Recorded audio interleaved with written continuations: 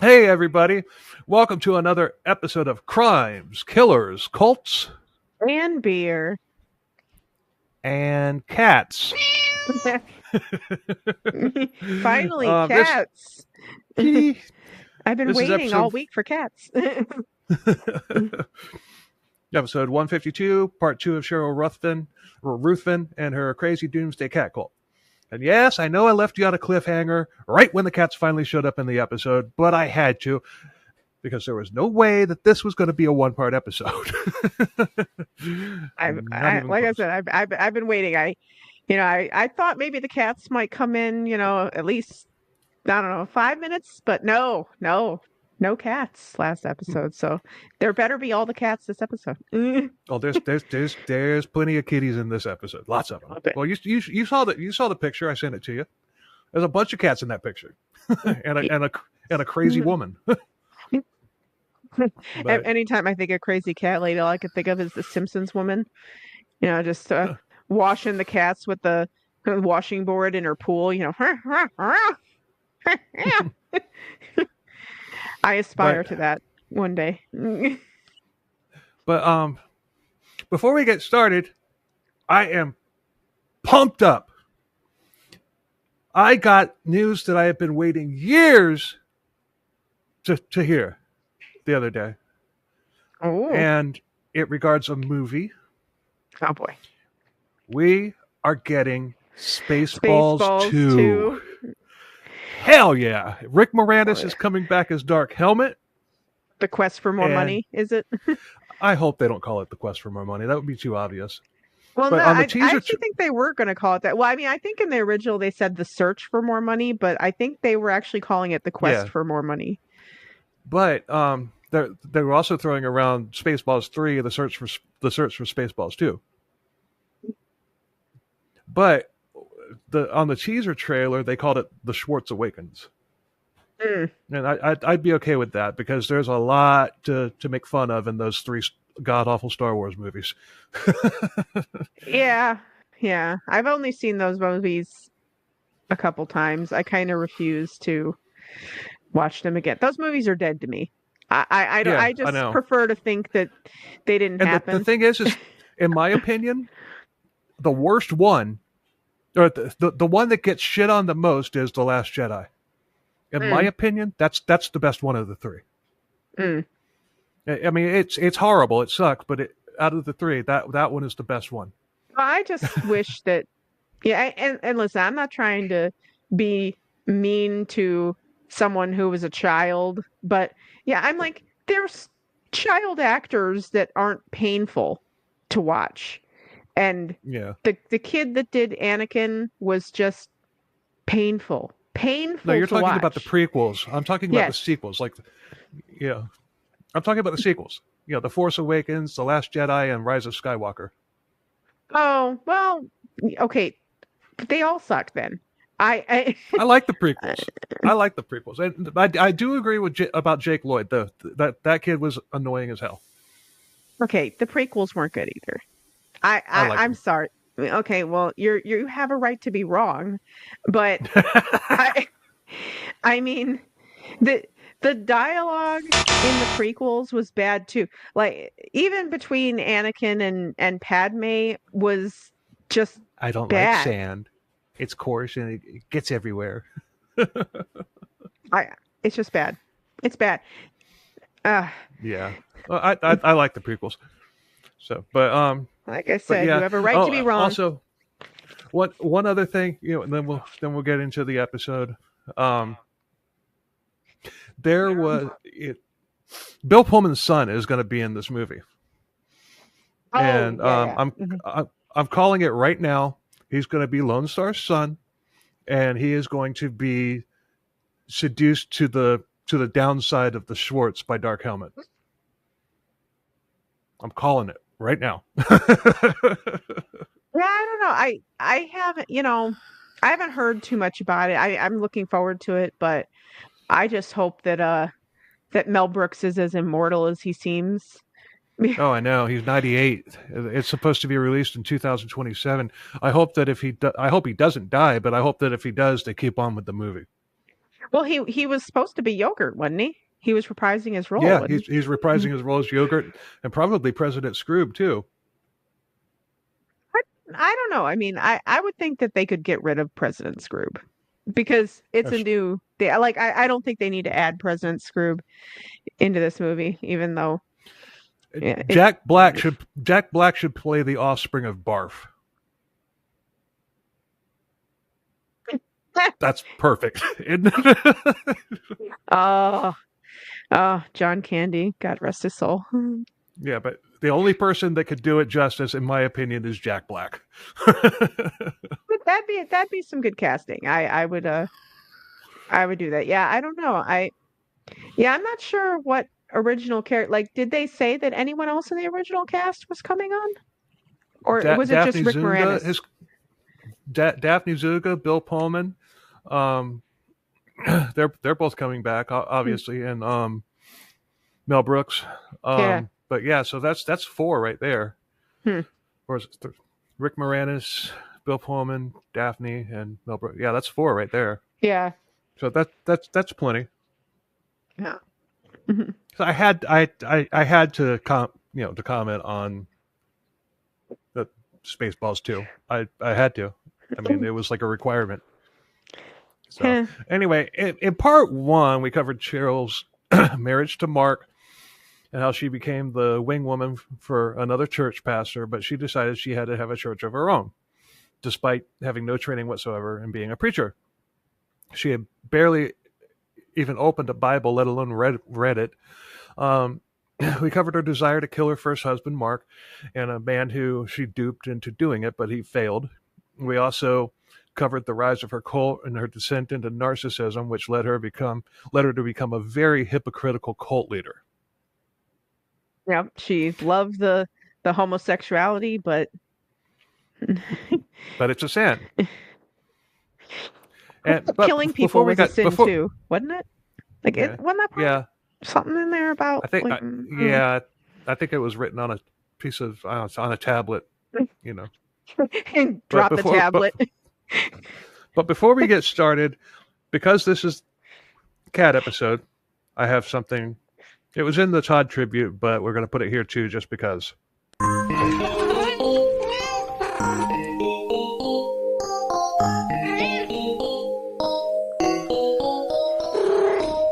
Is your feline fur baby having uncontrollable hairballs? Kitty chat with Todd can help. Does your precious princess sharpen her claws on your brand new microfiber sectional sofa? Kitty chat with Todd can help. Join Todd, the crazy cat lady. He can help you with all of your pussycat problems and your kitty cat concerns. Did your kitty develop indigestion after an H or meth head roommate who died of an overdose while you were on vacation? Kitty chat with Todd can help with that too. Find the Kitty Chat with Todd podcast at Kitty Chat with Todd on MySpace. Kitty Chat with Todd it has the answers you need. Kitty Chat with Todd, where every day is Catterday. Meow. Meow.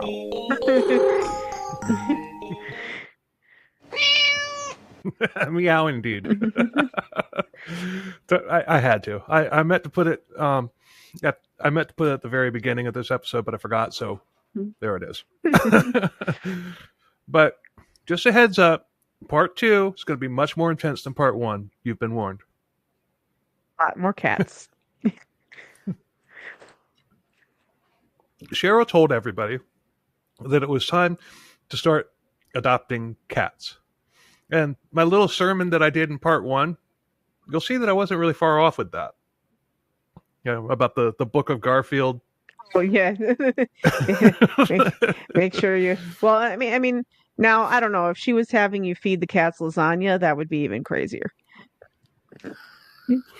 Yeah, but she had already been reading the wiki pages for Egyptian practices, so it's not surprising that she took the cat worship to an extreme.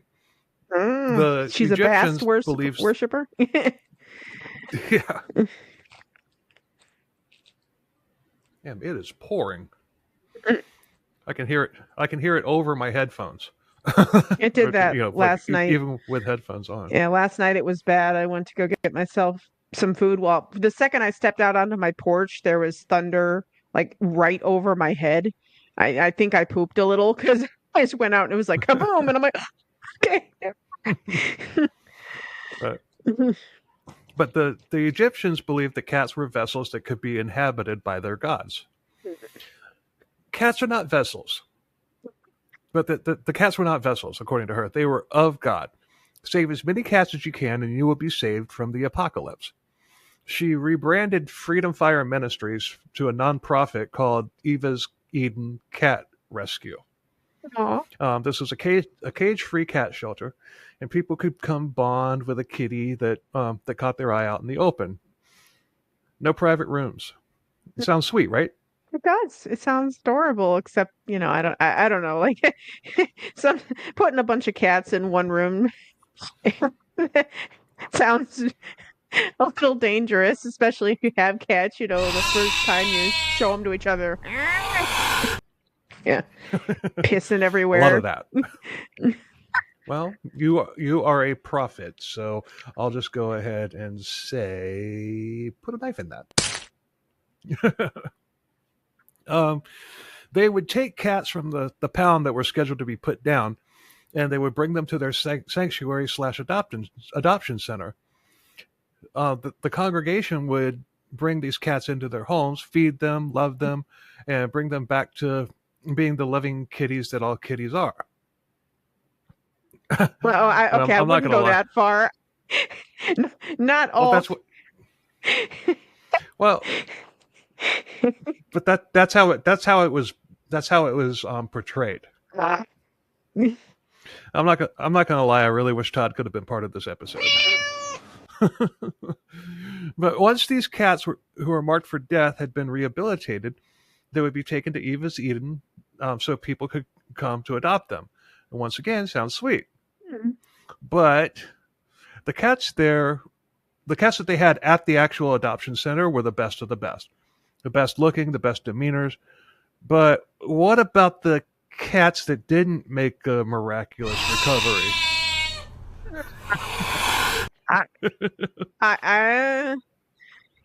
Well, I don't know. I mean, were they just tell me they just released them to the grounds or something to be feral, or are we eating them? Are we unleashing them upon our enemies? Nope. Well, she's unleashing them on her congregation. And a bunch of cats in church yowling.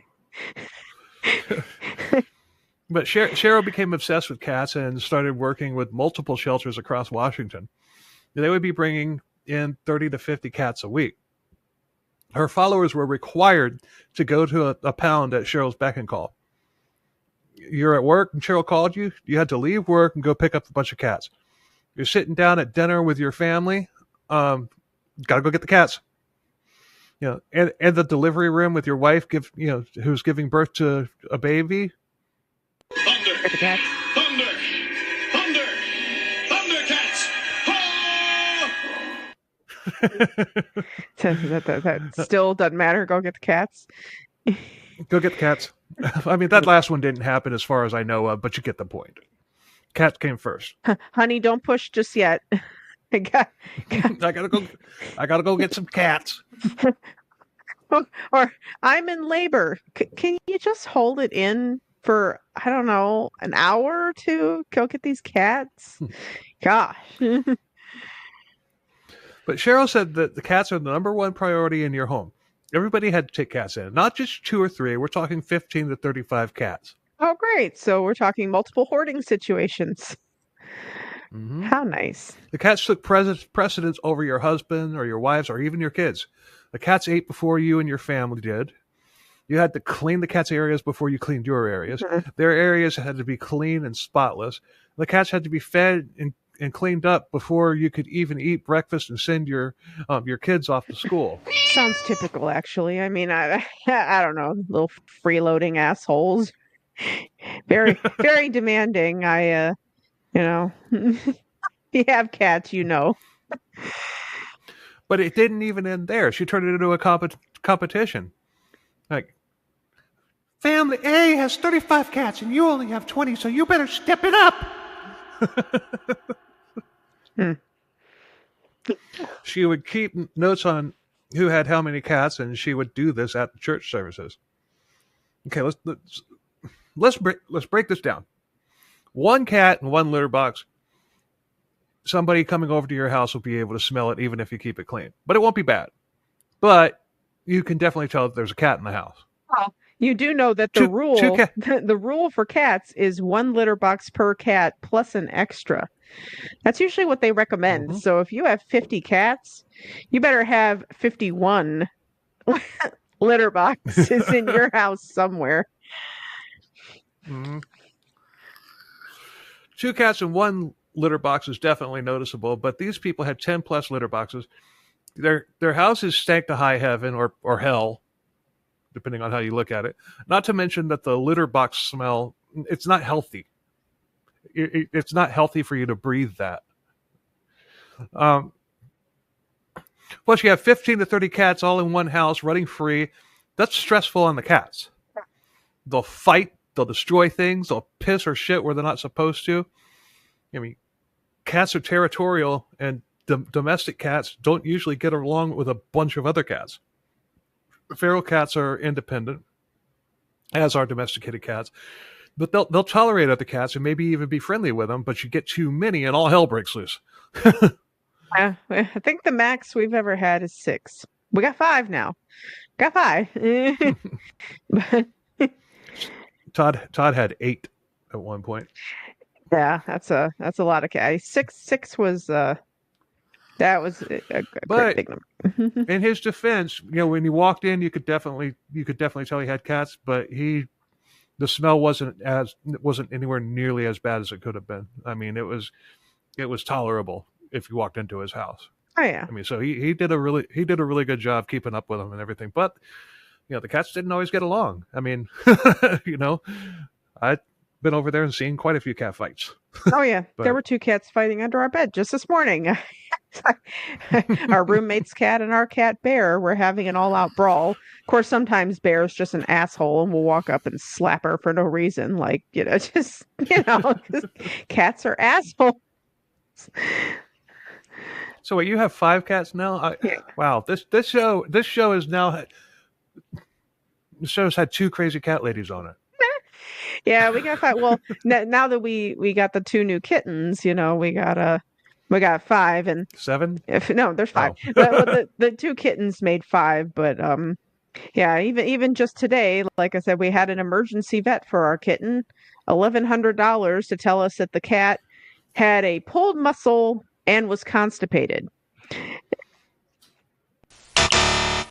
And apparently he put on a good show because he's a prima donna. Apparently they said, oh, we thought this cat had internal injuries or broken ribs or something was really wrong with him. Well, just sprinkle some cod liver oil over their food. Constipation taken care of. Well, it's the problem is that he hurt himself. He does have a strain somewhere. He pulled some muscle, so it hurts to squat or whatever. So he's been holding it probably because it hurt. Oh, so okay. he's just backed up. So, and I'm glad that it's nothing bad. I mean, I didn't want the cat to have internal injuries or something from falling off something like kittens do, but Jesus, I'm like, we've had this cat for a month and already $1,100. I'm like, little shithead. We love him already. Kitty poop with Sandra. yeah. Kitty not shitting? Take him to an emergency vet where they'll charge you $1,100 for X-rays and blood work on a Sunday. Because the cat couldn't be sick on a Monday when we could have taken him to the regular vet, which would have been exponentially cheaper. No. Sunday. Weekend.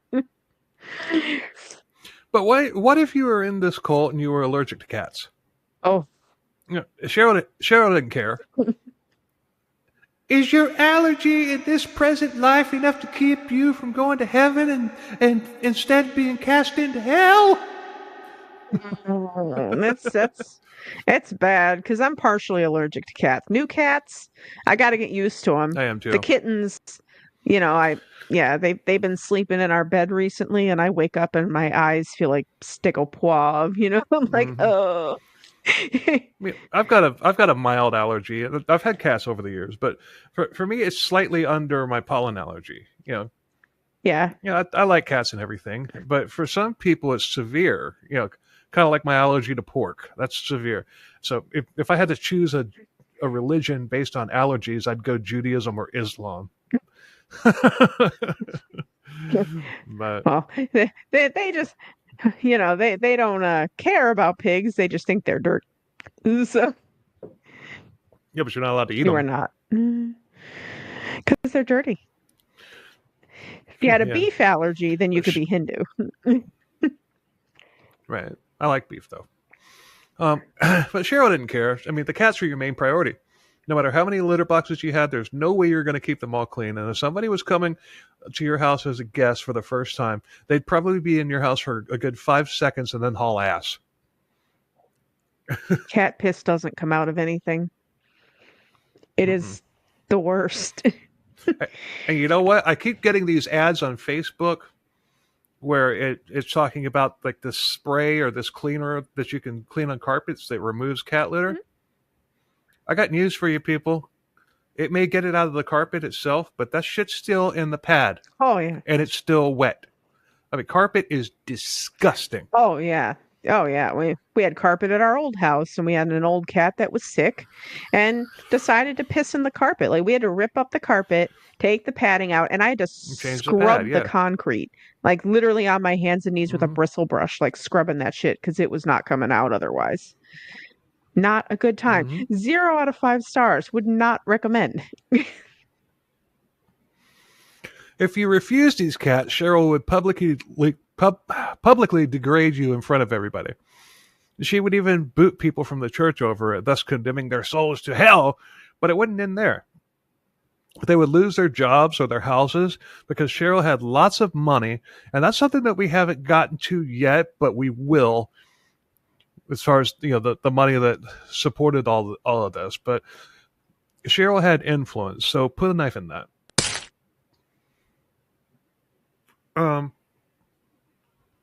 Later, Cheryl preached that. Later, Cheryl preached that the cats would later become human.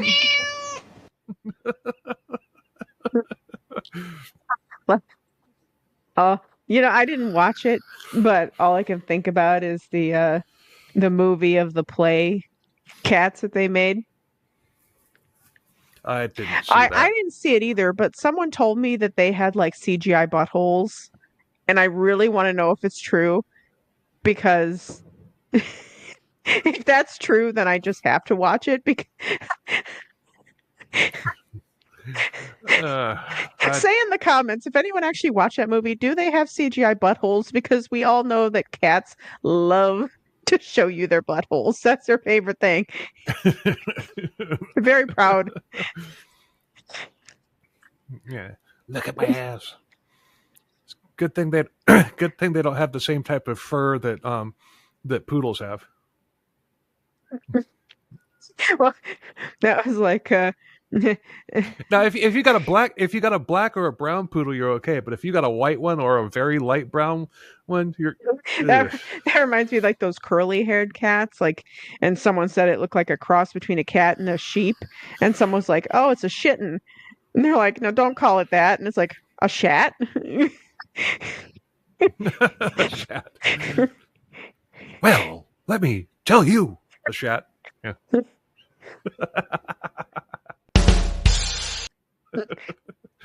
But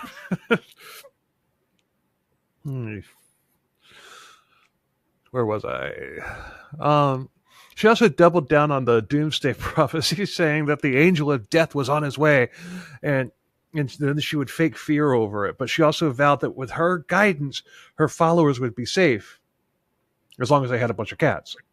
If you don't have any cats, you cannot be saved. Yeah.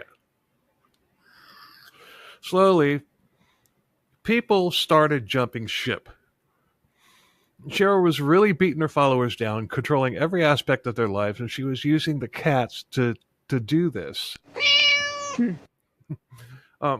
Followers were losing their minds over having to cater to her rules and all the crap that they literally had to deal with from the cats. I mean, can you imagine if you were in it like before the cats, and then one day it was like, here's the cat. It's just changing the rules every day. Like, what's going to happen today? And okay, today it's cats. What's it tomorrow? Snakes, Hedgehogs. Oh, hedgehogs, chinchillas. I used to have hedgehogs. I got 2 of them, not realizing that I got a male and a female. Oh, And I wound up with babies, lots of them. I mean, they breed like rabbits. they are cute though, and they like. They are cute, but I feel sorry for the female hedgehogs because they come out with their little, Well, spikes or they're whatever. soft. I mean, imagine female porcupines. I mean, That too. Yeah, but the porcupine's quills they fold to the back. Hedgehogs, they just stick out. well, totally unrelated, but animal births. If you ever want to look up the worst animal birth in the wild kingdom, hyenas. Enjoy that. If you ever want to take a little trip down Google Lane, look up hyenas giving birth, because that sucks. I'll take your word for it. Yeah. Yeah, it sucks. But you also had to get permission from Sheryl to do literally anything, vacations or even something simple like going out to eat. Everything had to be approved by the prophet, and if you dared do something without her permission, you and your family would be publicly admonished by Sheryl. One family, the husband's father was diagnosed with Alzheimer's, and they needed to go to him, and because he was succumbing quickly. But he lived in Louisiana, and they're still in Washington. But they didn't tell Sheryl where he lived. But Sheryl forbade them from going. No, you can't go. I don't want to allow it. Who's going to take care of your cats? I was gonna say, like, how are you gonna get a pet sitter for your 50 fucking cats? Yeah. But they went they went anyway, and they never looked back. Good for them. Yeah. That was loud. Followers who are at their breaking points would confide to other members, and of course the people who they confided in ratted them out to Sheryl. And that got them a visit from Sheryl and her kitty cat corps of enforcers. And I made that title up, but it's not far off. She had like cats strapped to her, like weapons or something, like coming to your door. Like, you've angered the prophet.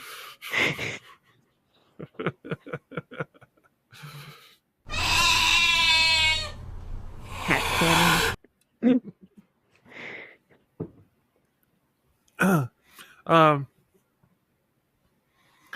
So Sheryl then closed the doors and stopped accepting new members. This way, she could really wield her power over her followers. But since it wasn't a church anymore and just a cat rescue, that's all the people on the outside saw, a cat rescue charity. Although nothing could be further from the So truth. she's just getting money from nonprofit, I'm assuming. We'll get there. Yeah, we'll get there. I promise. This is not going to be a 3-part episode, so everything's going to wrap up in this episode. I promise. The houses smelled like bleach and cat piss, with all these cats crammed into their houses, stressed out, fighting, seriously damaging these people's houses. If they're renting, I guess they're not getting their security deposit back. They may owe a second one.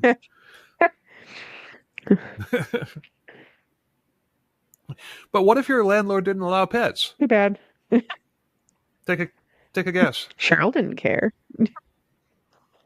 You had to move. Mm-hmm. But even if they did allow cats, I don't think they're going to allow 50 No. cats. Maybe 2. Maybe. You know, it always blows my mind how landlords don't allow pets, but they do allow teenagers. Well, yeah.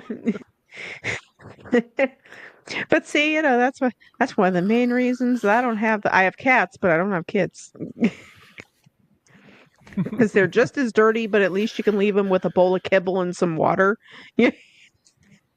And a box Yeah. to shit in and be like, later. You do that to your kid, and I mean, You're going to be getting. you're gonna be getting a visit from. Yeah. But in addition, this was a rule that Cheryl had. You had to wake up every 3 hours to feed the cats and change their litter boxes, like during the night. Like having a baby. So nobody was getting any sleep. Yeah, exactly. But that's sleep deprivation, which is a common cult leader tactic. So I mean, everything that she does, I mean, yeah, this is kind of outlandish with all the cats and everything, and all the weird and whacked out shit that we talked about in the first episode or in part one. This is clearly left field when it comes to cult, but she's still using the same playbook. How many cats did she have, though? Never said. I would guess none, or maybe one or two. That would be my guess, because she was all about rules for thee, not for me. What's good for the goose is not good for the gander. Right. Fair. But the madness didn't end there, and this is crazy. The cult went all together, just like all of them went together to see the movie The Da Vinci Code when it came out. Well, this movie is deemed to be sacrilegious by a lot of religious groups and stuff. I've never seen it, but if I had, I'm pretty sure that I'd understand why it was considered to be sacrilegious. But after seeing it, Cheryl began telling people that she was Mary Magdalene in the flesh, but she was reincarnated as Cheryl. So now she's Mary Magdalene. So she's a whore. Cool. Oh, no. According to the Bible, Mary was a prostitute. But according to the movie, and this is just in research, because like I said, I haven't seen the movie, but according to the movie, she was Jesus' wife. Therefore, Cheryl was Jesus' wife, and her followers bought it. Her wife. Horrible, huh?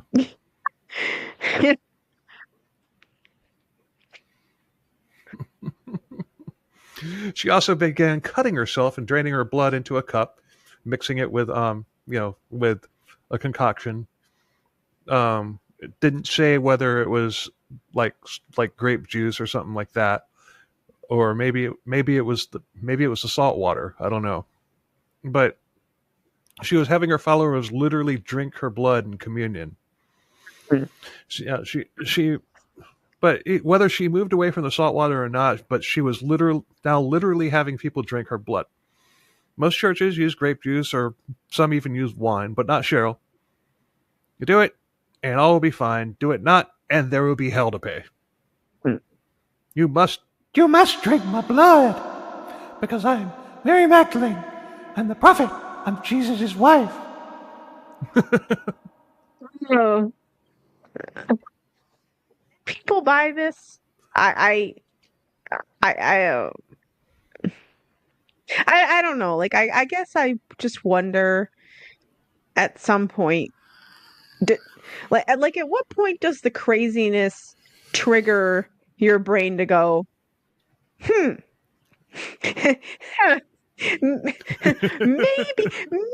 maybe this is just a little too outlet. I mean, it's fascinating to me. The psychology is fascinating to me. I don't know, like how anyone can just, I don't get it. I don't understand. You have a rational mind. You're a free thinker. So obviously this isn't going to make sense to you. But even if you weren't, I would think at some point you'd be like, this is fucking crazy. This is insane stuff. And I don't know. I guess I've never met a person that didn't have some rationality, some semblance of rationality that would kick in at some point. Yeah, but I mean, my mom was the type, she was able to, she bought into the cult like hook, line, and sinker and everything. Even divorced my dad over it, because they told her to, because God doesn't accept second marriages. And it's just, and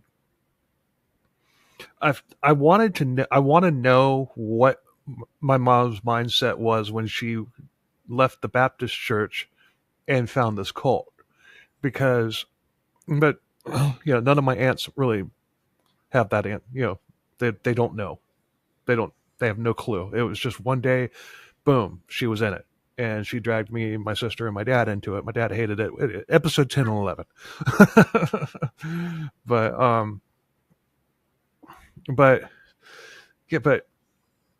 when Hobart Freeman, the cult leader, died, he had recently purchased several large trailer parks in the Warsaw, Indiana area, as in commune. And if he hadn't died and he had decided to make it, to like, okay, we're going to have everybody live together, my mom would have been one of the first people on the bus and had me and my sister along with her running up there to freaking Indiana to live there. So thank God the son of a bitch died. I mean, well, but it's like, saying God has a problem with second marriages is a little more plausible, because at least you can argue divorce is frowned upon in the Bible. So at least you can kind of justify that a little bit. Okay, we're gonna. Oh, all right, yeah. Okay, but how about this? Let's say you've got a man that's been married before, but you've got a woman who's never been married before. So they go into this cult. Oh, God doesn't approve of second marriages. You guys have to divorce, and the man has to go find his first wife. What about the woman? I guess she's fucked. I guess so. Well, you should have thought about that before you married him, and married him in sin, because you knew that he was a divorcee. Well, according to them, me and my sister were products of a sinful union. It's like, thanks, asshole. I mean, fuck off.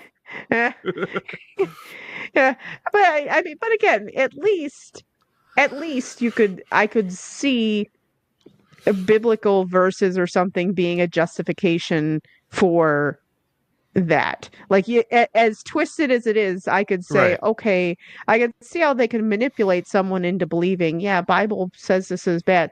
But how the hell does anyone look in the Bible and go, I have to own a shitload of cats and drink the blood of Mary Magdalene reincarnated or some shit? Like, that's what I don't get. Like, why?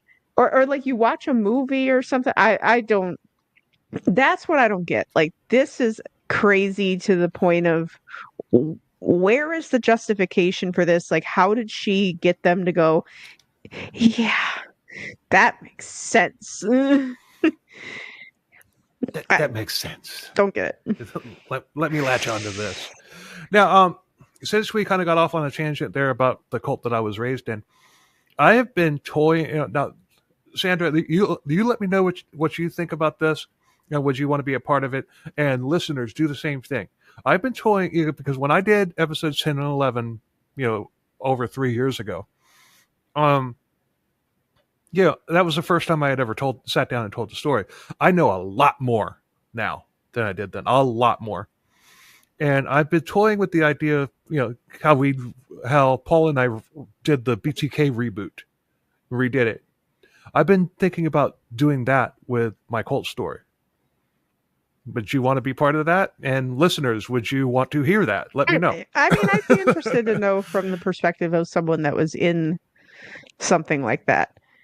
That'd be interesting, rather than just hearing about it. I think, like in random passing, just random asides that happen to kind of have something a little bit to do with what we're talking about or whatever.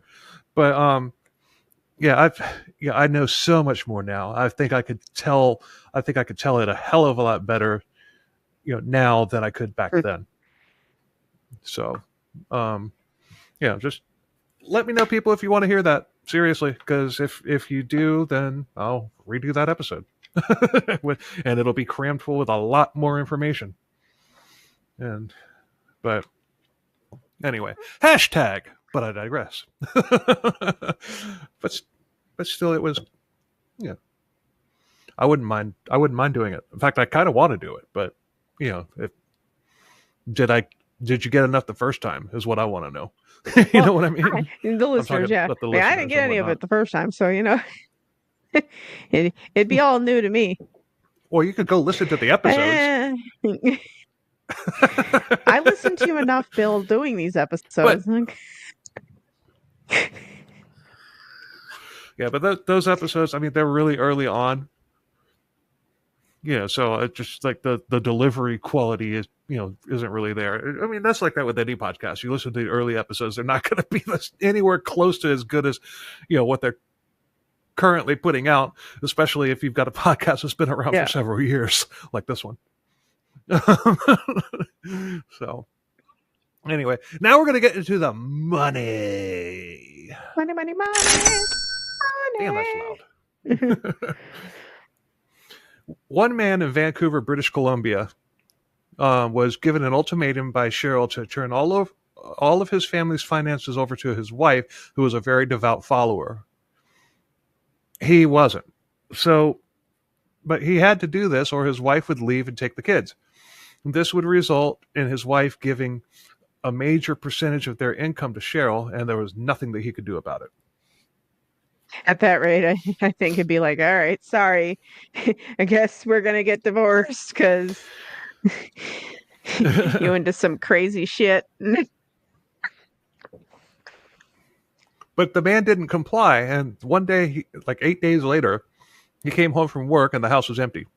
Sheryl and the crew had come by and they emptied the house of everything over the course of just the 8 hours that he was at work. And he had no idea where they had gone.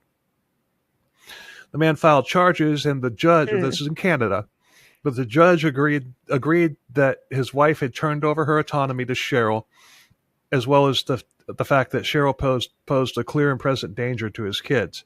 He was granted custody, but there was no clue where his wife and kids actually were. This is freaking devious. This was all planned. All of it. She essentially kidnapped the kids. My jaw was on the freaking floor when when I was researching this part. But he was sure that they had gone into the U.S. Obviously to be with Sheryl. Vancouver, Washington, or Vancouver, British Columbia is just like right across the border from Seattle. I'm not sure where exactly the city that this cult was in. I'm not sure exactly where it was. I probably could have looked that up, but it's obviously within driving distance of Vancouver. But Vancouver also where the Willie Picton saga happened, and those 4 episodes. A week later, his wife called saying that she would return the kids to him because the courts had ordered it. And she came back, although they were living in separate locations. They started going to marriage counseling, and she said that she had quit the cult. This, by the way, was BC. Before Christ? Before Mary Magdalene? Wait, what? Nope. Before cats? BC. Come on. You got this. There you go. But before cats. But but we're just talking about the money now. But she hadn't left. They decided to get a new place together. They sold the old house, and the man and the kids went to her place until they could find a new house to buy. This was a place where she was the primary name on the lease. But they were all reunited, and it felt so good. 6 months had gone by. So what happens next? Take a guess. Something tells me that she wasn't completely out of that cult at all, that was a lie. And you would be right. She told him that she had never left Freedom Fire. She had never left Rambo.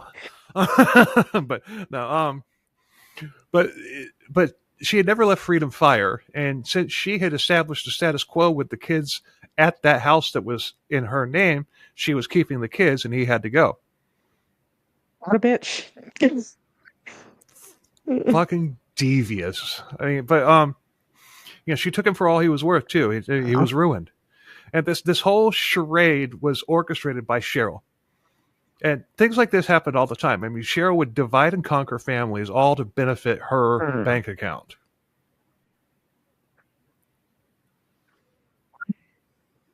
When Mark divorced Sheryl, she walked away with around $750,000. But that didn't stop her from telling everybody in her congregation that Mark was a deadbeat and wasn't paying child support. And that he needed to die, right? Yeah, that too. Sheryl loved the tithes. As all cult leaders do. But, as all cult leaders do, she wanted more. Much more. She called the extra offerings the cut of covenants. She even said that not all offerings were equal, meaning that she could basically demand whatever she wanted from everybody. It might be the tithe plus $50 a week from one family, but another family might have to give the tithe plus $500 a week. All depended on what income you were. She didn't care as long as she got your money. Yeah. In addition, it was that, and in addition to whatever else she dreamed up. And once again, if you didn't comply, you were admonished. I mean, I'm just thinking about how many cats $750,000 could buy. We're going to get to that too. She would take your tax return check. She would take inheritances, work bonuses, you name it. And quote, I'm sure that you heard the song when you saw Suicidal Tendencies. The song's called Send Me Your Money. And in that song, they said, we'll take cash, we'll take checks, we'll take credit cards, we'll take jewelry, we'll take your mama's dentures if they got gold in them. I know you heard that song. I know They did, but I'm going to be honest. We did not go outside for Suicidal Tendencies because it was too freaking hot and our seats were not shaded. So we kind of heard them from inside. They're a great band. I wish you could have seen them. They were incredible. We didn't know who they were. I mean, we'd heard of them, but like we didn't listen to them. And like I said, it was the previous night. We were so exhausted from sitting in the sun because our seats were not shaded till at least 7:30, and it was brutal. Yeah, I saw the pictures that you posted. It was brutal, yeah. And I couldn't. I even told Doug, I said no, because at first I thought it was at Amalie Arena. And then he informed me the night before, he's like, no, it's at Raymond James. And I was like, are you fucking kidding me? It's at Raymond James. Like, there's no roof, right? And I'm like, build a freaking roof. We have the technology. Yeah, look at what they did to the Dolphins Stadium. Yeah. There's a roof on it now. It's like, it's good as hell. Like, could at least shade the seats. Like, I think I read something a little while ago saying that the Bucks were planning on putting a roof on it, similar to what the Dolphins did with their stadium.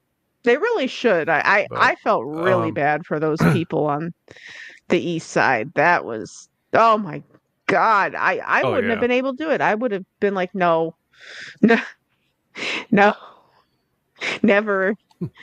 I couldn't even imagine watching a football. Oh, I mean, at least football's usually like more winterish, but still, well, in Florida. To be fair, what is winter in Florida? I mean,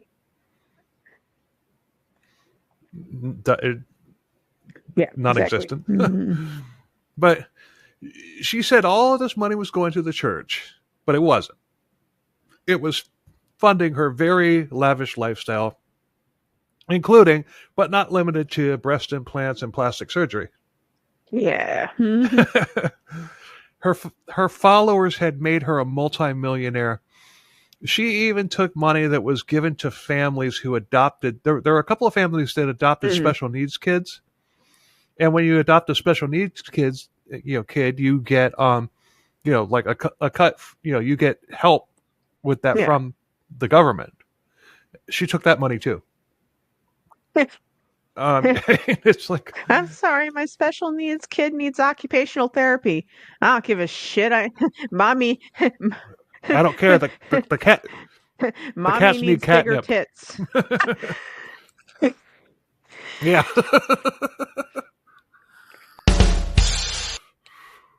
Your money was her money. It cost more to be in this cult than it would be to be in the most lucrative golf club in the country. I mean, and when the cats came into the picture, Sheryl made a rule saying that you had to get your kitty supplies from her. She would buy them in bulk at like Sam's Club or Costco, and then sell them to her followers at 100% markup. Not to mention, she was getting all of the cats from the shelters for free, but she made her followers pay her $75 for each cat that they took in. She's got to recoup all the money that she spends taking care of them, right? Like,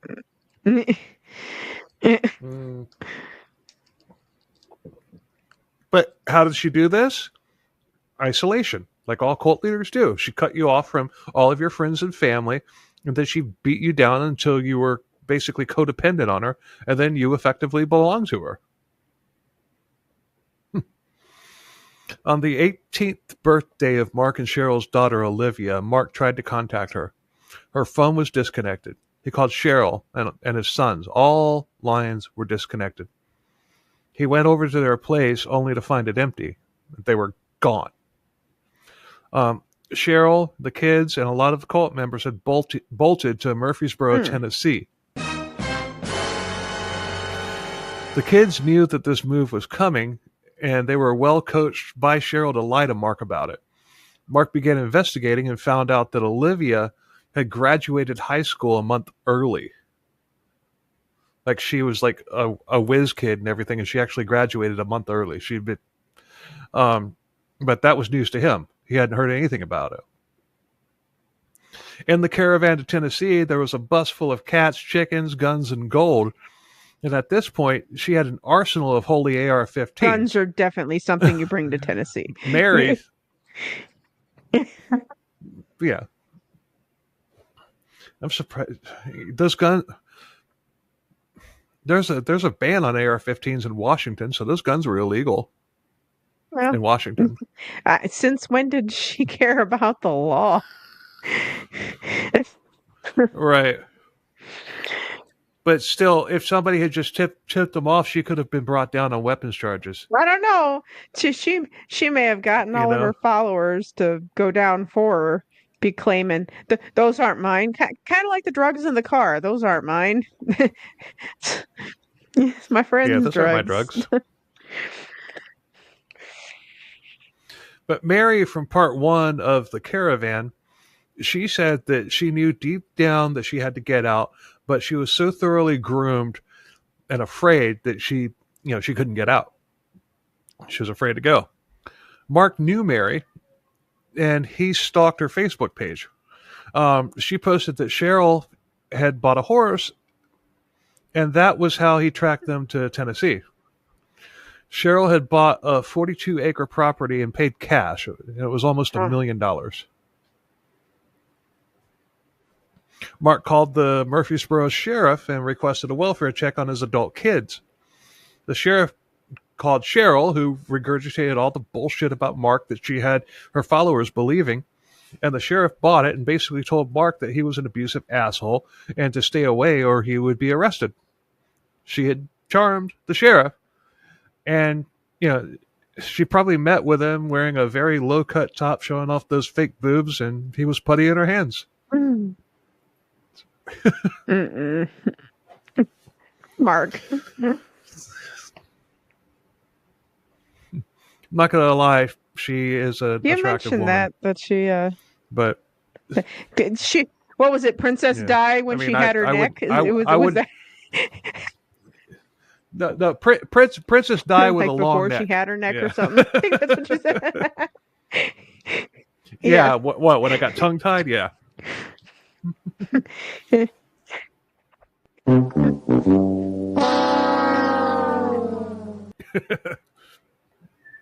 Still, Cheryl had packed up the Colts and the cats, and then moved to Columbia, Tennessee. Mary went with her, but she wanted out. Once in Columbia, she met another musician, and they became close. And Mary began opening up about how the hell that was, she had been open. She had been.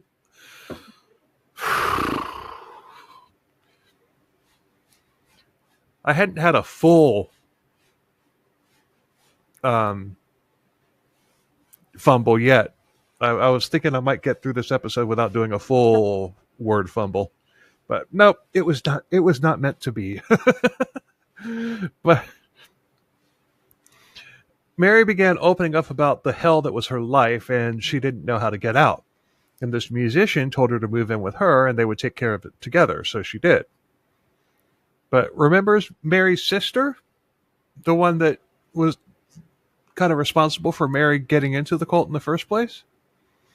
Mary had called her and said that she was done with the cult. She came out as a lesbian to her sister, and they both cried and they exchanged stories about the hell that they both had been through. And her sister didn't even know that that Mary was was a lesbian, and she definitely didn't know that Mary and Cheryl had been in a sexual relationship. That's how secretive Cheryl had made it. Which makes me wonder if Cheryl was she actually a lesbian, or was she just kind of like a gay for pay type she thing? could have been playing for both teams. I mean, obviously for real. she was, but I don't think that she was necessarily bisexual herself. She was just doing what she needed to do to put her claws into Mary. But because remember how quickly she abandoned it. How she did give her up. She did let her down. True, but again, like Mary, I mean, other than her musical talents, was Mary offering like a bunch of money or something? Like what? I guess I would wonder what the motive was to keep Mary. It was I think it was the musical talent. Because in the documentary there is like clips of her playing piano and singing, and does have an incredibly beautiful voice, and she's very gifted on piano. Unless she thought maybe that Mary would eventually hit it big or something, or get some type of influence or something. I don't know. I don't think Cheryl would have allowed that. Even as greedy as she was, I don't think she would have allowed that, because if she hit it big, she would lose her influence over Mary. So that's why I think that it might be possible that she actually was bisexual or something, because again, I'm trying to see the motive for Mary other than, like I said, like, okay, yes, she had musical talent, but I don't see that as a huge asset to the church in and of itself, unless Mary had a lot of money. I mean, if Mary was some... I get what you're saying. If Mary had a shitload of money or something and she was talented, I could see why it'd be like, oh, I better keep her because she's, rolling in the dough. But other than that, I can't really see the motive for keeping her. Well, you remember when she met Mary, the first time that she heard her playing and singing, she fell down on her knees and made this whole big scene. So basically what she's doing is she's propping, Mary's talent up as being as being like God-given and stuff like that. And, maybe propping her up to be like, I don't know, for people to aspire to be like Mary. basically a prop. Could be, a prop. but that's a long way to go to keep a prop. That's Well, look what she did. Look what she did to that guy. That long calculated plan about breaking up that guy's family. She played the long but game she had and everything money that she involved did. there. She had a good amount of Right. money to gain by manipulating that woman. Sure. Mary sent Sheryl an email saying that she'd met somebody and that she was out. Sheryl, of course, began love bombing Mary all over again, and of course she did. She sent emails begging Mary not to go because she loved Mary and needed her in her life, and Mary did not cave, and good for her.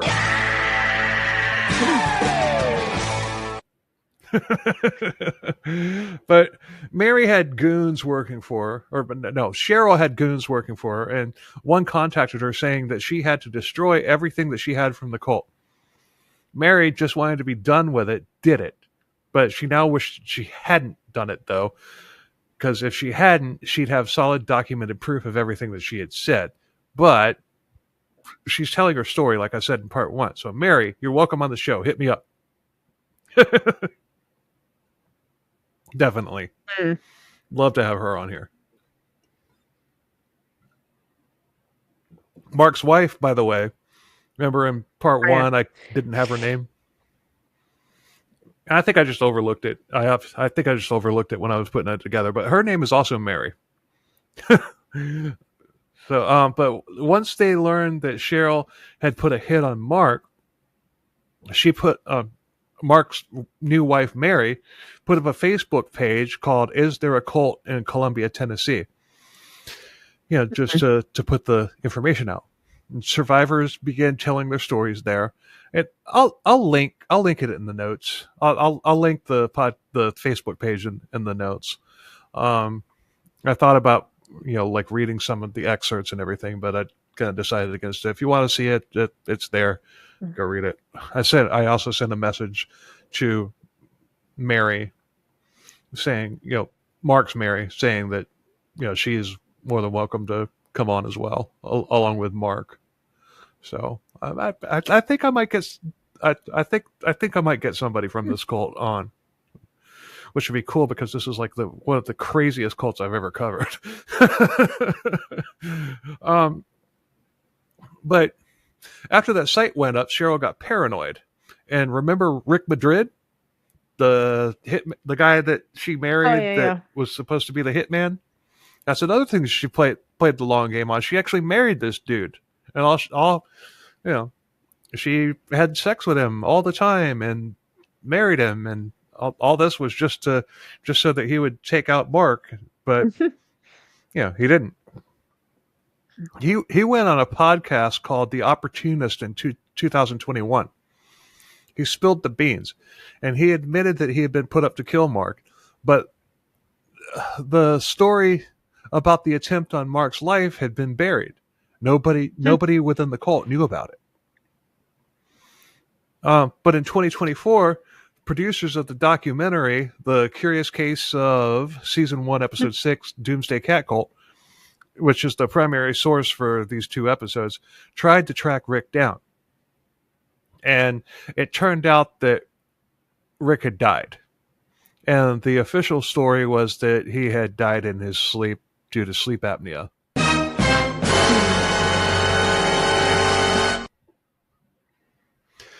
Pretty coincidental that he died literally a month after going on that podcast. Was he smothered by a cat?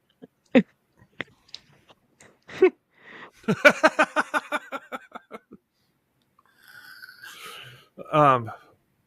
had been tasked with killing Mark. He spilled the bean, and then he died a month later. Yeah. Coincidence? I think not. But also, he was back in New Mexico when he died, and New Mexico will only release death certificates to family members. Oh, boy. But are you ready for a twist? After Rick was ousted by Sheryl, he reached out to Mark and Mary. They became friends. They were friends with the man who was sent to kill Mark, and when it came out that he died, they Mark and Mary were actually heartbroken over it.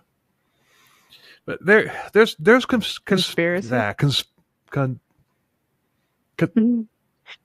Theories. Yes, thank you. Cheryl paid him off to disappear, as well as different causes for his death, like sleep apnea or brain aneurysm or whatever. But Mark's wife, Mary, spoke with Rick's nephew, Randy. And she says that he not only told her that Cheryl wanted Rick to kill Mark, but she also wanted Rick to kill Mary and Mary's kids. Well, I mean, at least he didn't do it, and he kind of had his epiphany or whatever before he actually engaged in any of that. Right. But the statute of limitations had run out on being able to investigate the hit. But there are other things that can be used to bring Cheryl in, like racketeering and tax evasion under the RICO Act. John Gotti, anybody? That was episode 64, by the way.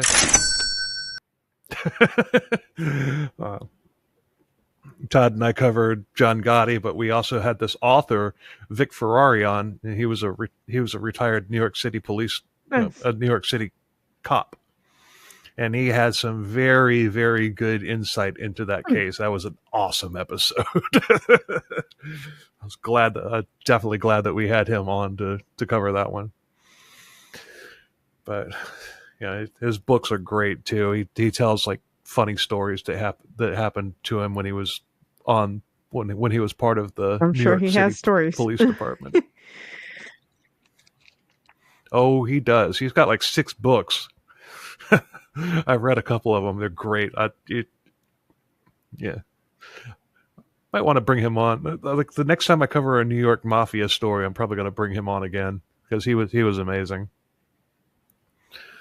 But Cheryl then ditched Columbia, Tennessee and moved to Columbia, Kentucky. Not even kidding. Not even kidding. She actually moved to a city with the same name of where she was before. And as far as online searches, that's not smart. She'll come up in 2 different cities just by searching for Columbia. Yeah. Even if you're looking for the space shuttle Columbia, you'll find her in Columbia, Tennessee and Columbia, I don't know, Kentucky. maybe she thought that people wouldn't know which Columbia it was.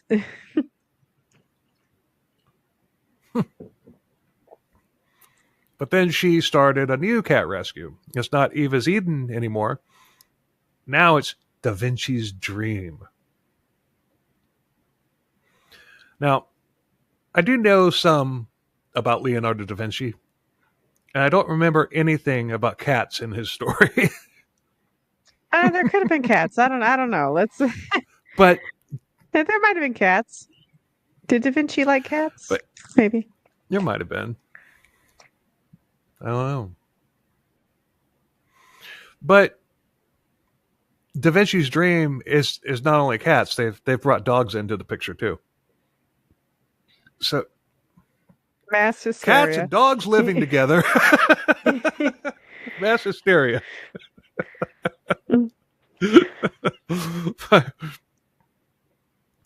Nothing crazy has come out since she moved to Kentucky. So either she's a legit kennel now, not doing the cult anymore, or she has her followers locked down to the point that nothing is getting leaked out about it anymore. And I'm betting on the latter. But No, to this I day, was- sadly, The fact that it may still be going and now there's dogs involved and shit too. I don't.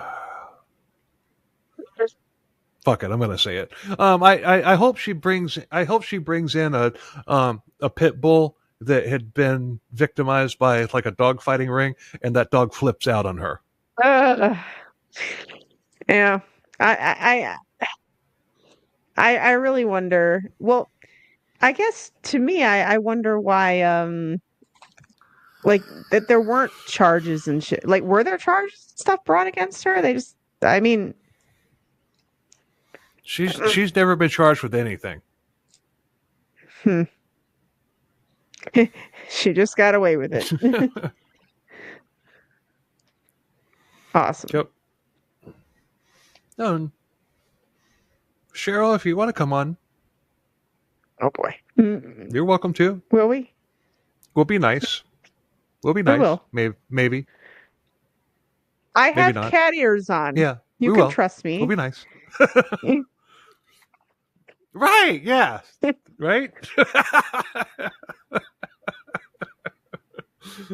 Oh, man. But to this day, sadly, Mark's kids still have nothing to do with him. Mary married the woman who pulled her out of the cult, and she also has a stepdaughter now. And she also has a black cat named Evie that she adores. That's it. That's what I got.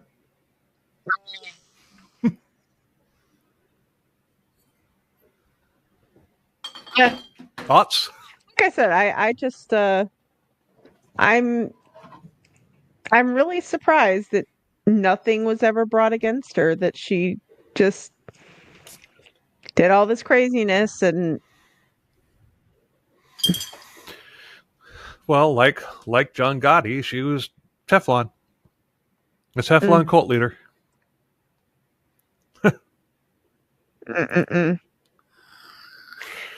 But wow, I mean, this is. I wish I had looked into this because I said in part one that I vaguely remembered somebody mentioning the story to Todd and me at CrimeCon, and I really wish I had looked into it then, because it would have been great to have Todd on this story. But could he have helped if your cult leader is really into cats? Kitty chat with Todd, or is your cult leader forcing you to adopt 50 cats and clean their shit boxes 3 hours every night? Kitty chat with Todd can help. Oh.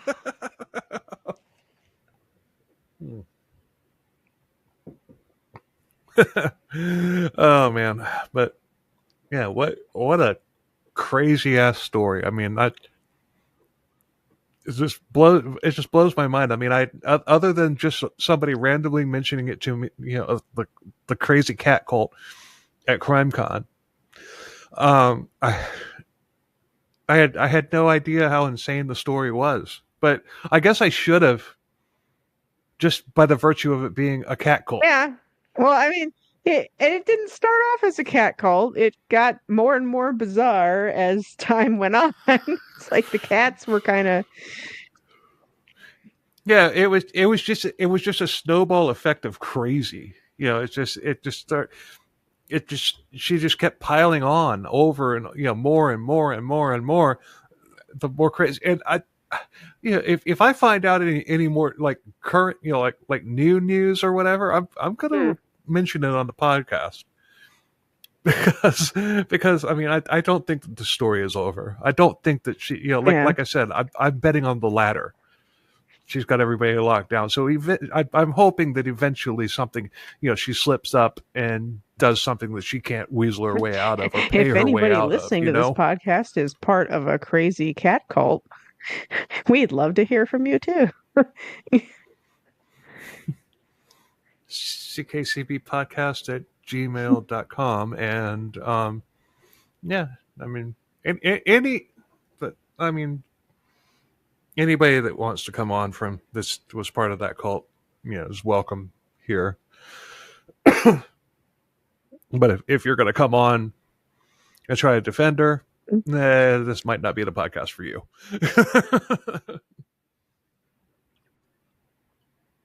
I had gotten a message from somebody regarding the episode that I did about the movement of God cult. Todd and I did the episode, and then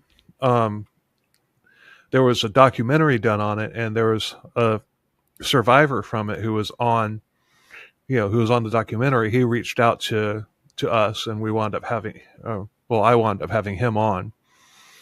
But it's just like I'm getting loyalists and everything from that cult, people that are still loyal to that cult and everything. I have one person, like, message me on Instagram. It's like, can I talk freely about the move here? Because that's what it was called. It was like nicknamed The Move instead of the Movement of God.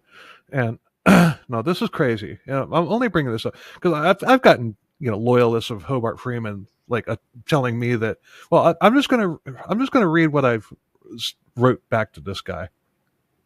Like, can I talk freely about the move here? I said, you can, but I'm not turning this into a Richard detractors forum. As a cult survivor myself, I see a lot of things. Did I talk about this on part 1? Okay, I'll just start that over again. You can, but I'm not turning this into a Richard versus detractors forum. As a cult survivor myself, I see a lot of common and similar things with the move to what I was raised in. So I'm very inclined to believe what he says. I also have people who are loyalists to Hobart Freeman who attack me saying that what I lived through didn't happen. It did. I was there. If you want to counteract and accuse Richard of lying, this is not the place for that. And I haven't heard back from the guy. So no, you may not speak freely. But, fuck you. Yeah. So, but and if you the fact that he even asked me that just tells me that he just wants to come on and say that he's, that Richard is lying. But the thing about it is, on that documentary, there were 2 other cult survivors from that same cult that told similar stories. But they only want to attack Richard because Richard actually wrote a book about it. And so yeah, it's just yeah. So they, but I can't understand being loyal to people like that. It's just, damn, you were a victim. You were victimized. Pull your head out of your ass and realize it. And I know that's, and I would never say that to somebody who was out of it and like trying to get their minds right and everything. I've talked to a lot of people like that, on and off the podcast. But these people that are just like loyalists to this day and everything. I mean, Hobart Freeman died in 1984, and there's still people that swear by his message. I view it kind of as there are a lot of victims of abuse and everything else who defend their abusers. Maybe they even realize that in a way it's kind of sick, but they've been, psychologically damaged to the point where they feel like I have to somewhat defend, or I can't speak freely. That's it doesn't really surprise me that there are people that still defend it, even if they're out, because I think it's hard to get over some of that psychological abuse that you suffer. And, there's lots of, I mean, shit, how many women get smacked by their husbands and say, but he's not a bad man. I mean, it's right.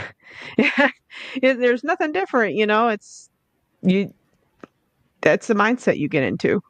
But, it's just, I don't know. But this one seems to be on a different level. Yeah, it's just that this woman, I mean, all cult leaders are master manipulators. They all are. But this woman takes it But she loved to a me. different She level. was trying to save I mean, it's just me like, from hell by giving me these divine cats. Yeah. Seems legit. Hell, she should have it should have been a giraffe rescue. with her long neck. Yeah, Princess Diana never got a neck. Well, she did eventually.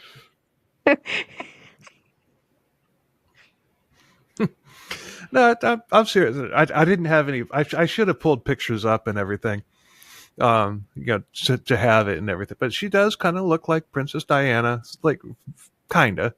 But her neck is like a foot long, like the women of the what is it, the Karen tribe over in like Burma.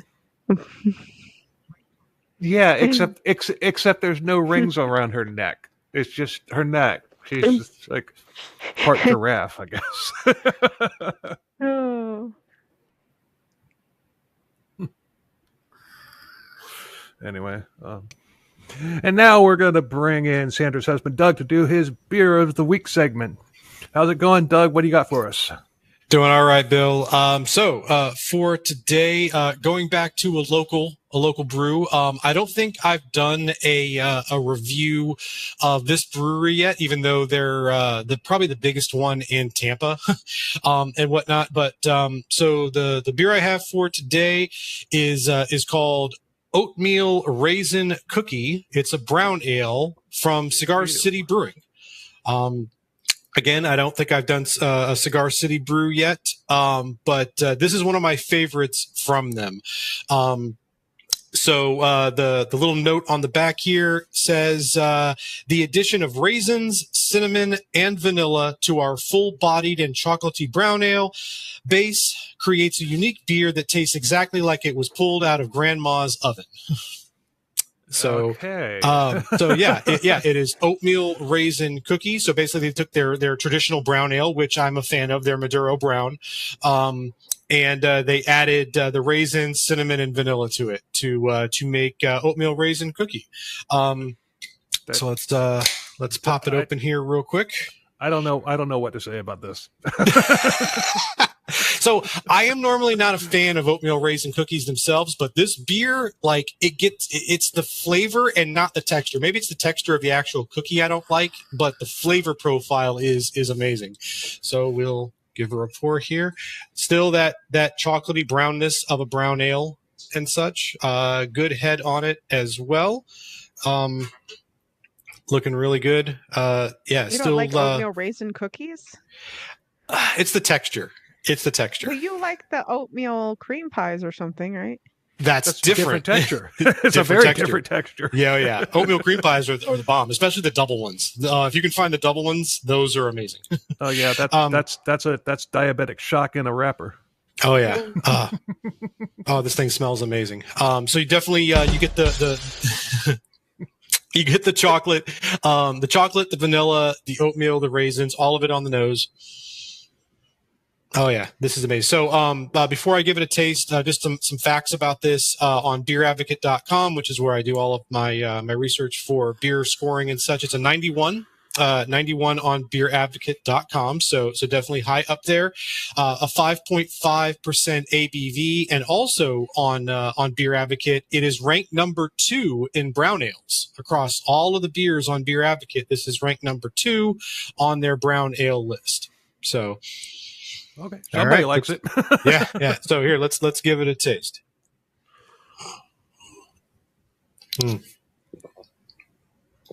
Oh yeah. Yeah, everybody knows that I just like my shitty tasting Bud Light, and that's pretty much that is all I drink. And oh yeah, but no, definitely the chocolatiness, the oatmeal, both of those definitely coming through. The raisin is more on the back end for it, but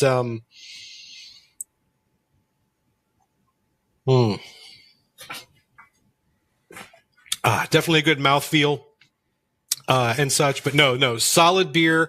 Again, oatmeal raisin cookie from Cigar City Brewing.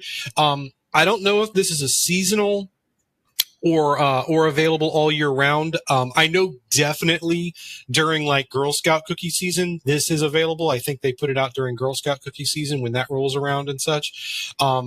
But seriously good beer if you can get your hands on it. Highly recommend it, especially if you like darker beers that aren't stouts. Brown ale is definitely in that category. So we got to wait for our dealer to come back in town for you to get this beer. So you have so you've got the Girl Scouts on one side of the Dollar General entrance, and then you've got the beer peddler on the other. Exactly. But no, definitely good. And it's only 5.5%. So, I mean, a 6-pack of these, you're not going to get, wasted. I've obviously reviewed some very high octane beers on this show and such. This is right in that middle ground, 5.5%, easy drinking, and such. But no, definitely recommend, the oatmeal raisin cookie from Cigar City Brewing. Nice. I'll take your word for it. that does not sound appealing to me at all. Sorry, Bill. It is very good. Yeah. Bill doesn't have any taste. We know this. It's okay. Yep. So, but as always, ckcbeer@gmail.com.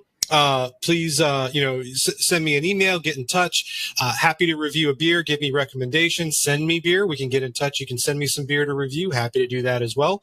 But always looking to try new things. So yeah, hit me up. ckcbeer@gmail.com. Hit him up and give him something.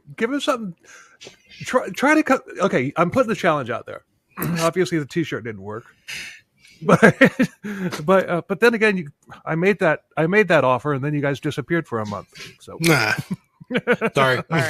but now here's the challenge: see if you can get him a beer, or whether you send it to him or just recommend it, of something that you think that I might like. Now, that's a challenge. Well, if you like Bud Light, that's not really hard to do, because most breweries make some type of Pilsner or American lager, which is what Bud Light is. So that's usually on their it is absolutely on there. So yes, it is definitely possible to find something that Bill would like. Okay. So we didn't do this last week with you on, Doug, because we kind of forgot how we did things. But anyway, thanks a lot for listening, everybody. Appreciate the hell out of it. Please subscribe, follow the YouTube page, comment, follow us on whatever streaming platform you use: Spotify, Apple, iHeart, whatever. Be sure to leave us a 5-star rating. Helps grow the show. But what helps the mouth is word of most. What helps the mouth is word of most. Yes. Yeah. That's a T-shirt. The mouth, everybody. What helps the mouth is beer. Yeah. But anyway, if you like us, tell a friend. If you hate us, tell an enemy. And until next week, later. Cheers.